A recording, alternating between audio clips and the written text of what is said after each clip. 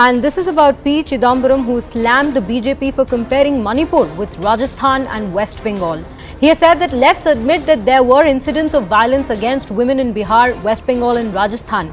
How does that excuse the continuing and relentless violence in Manipur? Are there any cookies left in the valley? Are there any Meiteis left in the Churachandpur and other hill districts of Manipur? If reports are true, ethnic cleansing is almost complete in Manipur.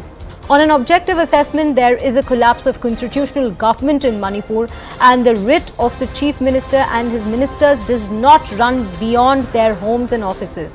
How can the situation in Manipur be compared to the situation in Bihar, West Bengal and Rajasthan? This is what P. Chidambaram has said, slamming the BJP, and we have CNN News 18's Pallavi Ghosh joining us on the phone on the broadcast.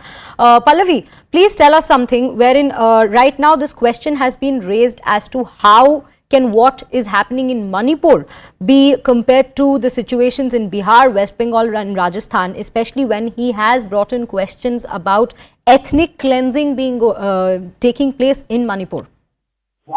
See, I think what the objection is coming to is about the whataboutery. What Mr. Chidambaram and say the Trinamool Congress and all of them have been raising the point is let's focus on Manipur for now. 76 days has passed and no action has been taken. The Prime Minister has remained silent. And while it is important to talk about rapes which are happening elsewhere, for example in Chhattisgarh and Rajasthan, that should not divert attention first to deal with Manipur. See, there are two objections which are happening here. One, if you remember when the Prime Minister gave a statement on the opening day of the Parliament session, he talked about Chhattisgarh and Rajasthan as well. That's what the opposition parties, and that's what even Mr. Chidambaram is referring to is, why do you have to talk about other states as well?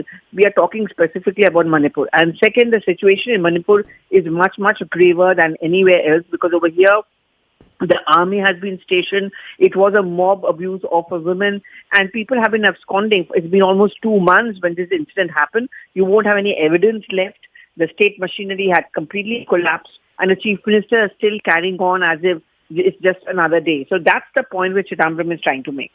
Right, Pallavi. Another thing that the opposition has constantly been hinting at, and that is what our next question is about, is the fact that at a time when we are talking about Manipur, the BJP constantly seems to be shifting focus to Bihar, West Bengal, Rajasthan and other such states. Like right now, they are constantly talking about safety of women in other states, whereas the entire situation is in totality about the violence that is going on in Manipur. So how do we look at this? Because do we look at this as a distraction, sort of a distraction that is being forced on by the government? Distraction is what the opposition is accusing the government of.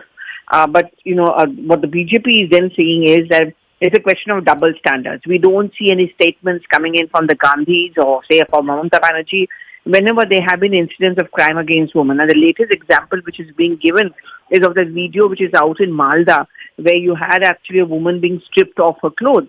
And that was just not something which was condemned either by the West Bengal Chief Minister or anyone from the Congress party, because they're all talking about an opposition unity under the name of India.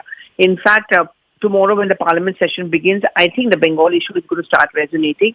BJP MPs from the state have been called into the national capital. That's one. A notice has already been given to discuss post-poll violence plus crime against women in West Bengal. So it's going to be rape versus rape, my state versus your state, and that's exactly going to have a fallout on the running of the Parliament session.